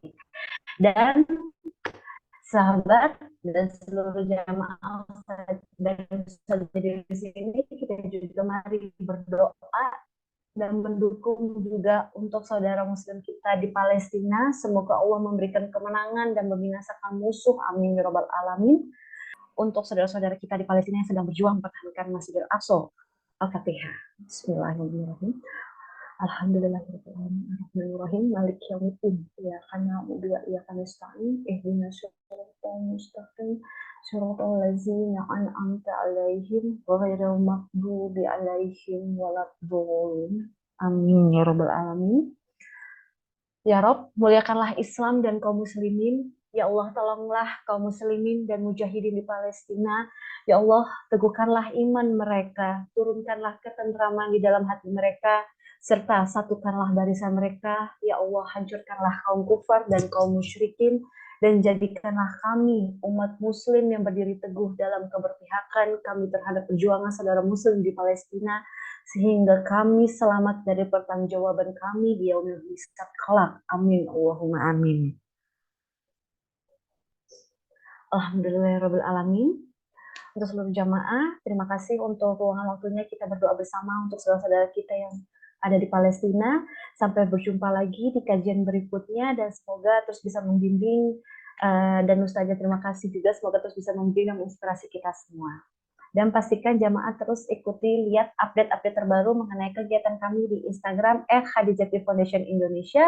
Saya Dia izin menutup Zoom sore hari ini. Wassalamualaikum warahmatullahi wabarakatuh.